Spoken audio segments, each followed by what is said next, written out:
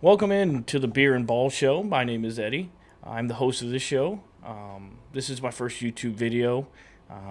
Taking a dive into these YouTube streets just to talk about football. I love it. It's been a lifelong dream of mine to talk football each day. All NFL teams, top to bottom. It's always been a passion of mine is the NFL. A little bit about me just before we get started, because I'm sure you guys care so much about that. I'm an Army veteran. I served 5.5 years. And throughout those times, I did work in the media field as a public affairs specialist. So I know kind of a little bit about this, not too much, but a little bit. And it's always been, like I said, a lifelong dream to get behind a microphone, even if there's one viewer, a million viewers. It never mattered. I just want to talk football. The whole premise of this show is to drink beer, talk ball, have some of my friends on, have some of you guys on. Get all the different perspectives that there is with football, and talk about all the teams. I'm a Green Bay Packers fan, as you probably can't tell. I love the Packers for as long as I can remember. Sundays are some of the most fun days of the year, between the 1st of September to middle February. I love it. And even tomorrow, for the video tomorrow, we're gonna have my buddy Drew on. I've known him since second grade. He's a Carolina Panthers fan, and he wants to talk about the disaster that the Cardiac Cats have been having. So I'm really looking forward to that, looking forward to having that conversation with him. And if you are of legal age and you do love the consumption of beer, this podcast is for you, because we have intermittent beer breaks where salute, have a beer, done the beer, now let's talk ball. So first I want to talk about the Green Bay Packers, just because it's here with me today.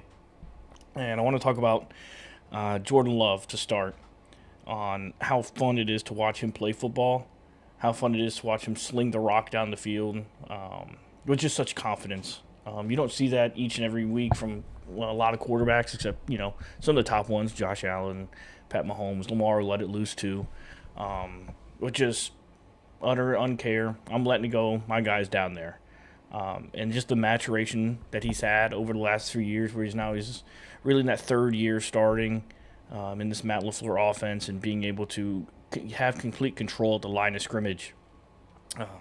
Watching him check out of plays when there's a clear blitz on, when they're showing the double mug, being able to switch out of it, change the protection up. I think that's been the big key for him this year, is understanding and blocking blitzes. And it helps that is healthy and he's able to move out of the pocket. He's able to deliver throws on the run. There's a couple last week in that tie against Dallas on these play action boots that were just fantastic, where he's able to hit on the move Romeo Dobbs going across the middle. Those are the kind of plays that I want to see Matt LaFleur keep doing. Keep getting Jordan out of the pocket, especially with the beat up offensive line that we have right now. I think that's paramount. You got to keep him moving. You got to keep him in rhythm. Because you're never gonna fix his feet. I see all these pundits out there talking about his footwork sucks, this, that, and the other. You're never gonna fix it. It would have been fixed by now, I believe. He's gonna throw off his back foot. Get used to it. It's gonna be like that for the next 10, 12 years. He's gonna be throwing off his back foot, and it's gonna look cool. He's gonna be fading away like Kobe, and he's still gonna get the ball there, and he's gonna make us all go, "How the heck did he get that ball there?" each Sunday. And I look forward to that. That's fun. That's fun. That's what football's supposed to be. It's supposed to be fun. Not so hypercritical. Next thing I want to talk about is Josh Jacobs and the struggles that he's been having. I don't think the struggles are on him. He has had times where he's missed a hole, jump back in or jump back out of a hole when it was there, and just not really having that full trust of what the offensive line is going to be able to do compared to last year. Now the offensive line is beat up, but you get in line. The rest of the NFL's offensive line's beat up, and all of the NFL offenses has had a decline this year of catastrophic amounts. They all suck. All the offensive lines suck, and we just have to get used to it, work around it, find a fix. Because Emmanuel Wilson was able to get it done last week. He had a couple carries. He had like 40, 50 yards on the ground. He figured it out. So it's more or less just finding those holes, getting to your point, and making that one cut. He had a great. Don't get me wrong. He had a couple great runs last week. A couple of fantastic runs. Especially that touchdown he scored where he put his foot in the ground, made the safety look like a JV football player. Now, that was fun. That was fun to watch. And like I said about the offensive line, there's no answers. You just got to get healthy. Right guard is a struggle right now with Sean Ryan there. I'm not sure what you do. You keep putting Jordan Moore. I think next thing Jordan Mugger do, he's going to go cook the team meals by as many positions on the offensive line he's going to do. That's just malpractice of first using your first round pick everywhere. It's just not fair to him. It's stunning his growth, and especially if he's going to be the starting left tackle next year when we let Rasheed Walker walk. It's just burying yourself a little bit. And now moving to the defense. Before we move to the defense, we're going to take us a little beer break. Now this defense, I haven't seen a defense this fast, not only in this year in the NFL, but probably since the Legion of Boom, that are able to move across the field as fast and as furious as they are. And to team that up with the pass rush that we have up front with Rashawn Gary, LVN, Carl Brooks, and, who's the guy? Oh, yeah, Michael Parsons, that guy, and the effect that he brings. I don't even know if he's still on the team. I still can't believe it. Each Sunday I see that number one out there, I'm still like, how did this happen? How did we get to this point where Michael Parsons is out there for the Green Bay Packers?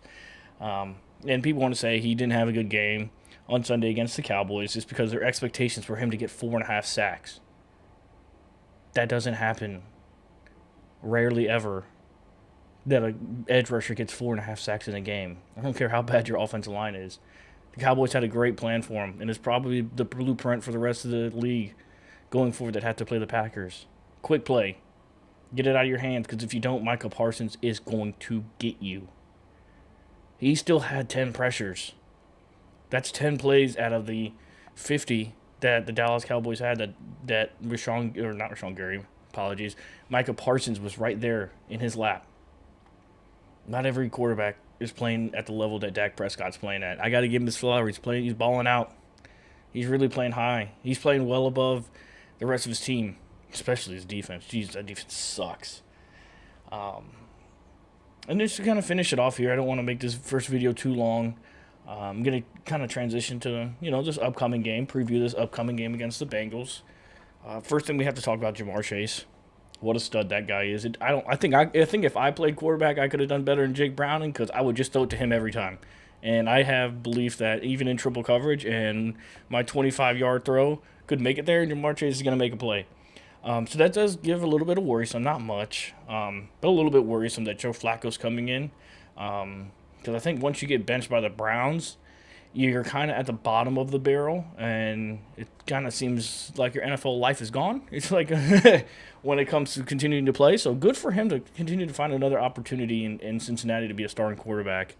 And he's reckless. He don't care. He will let that 6'8" frame of him throw that ball, sling it around, and just let it loose. We saw it against the Lions, and he just threw it 40 yards downfield to nobody, and Kirby Joseph, Clinton Dix, that interception.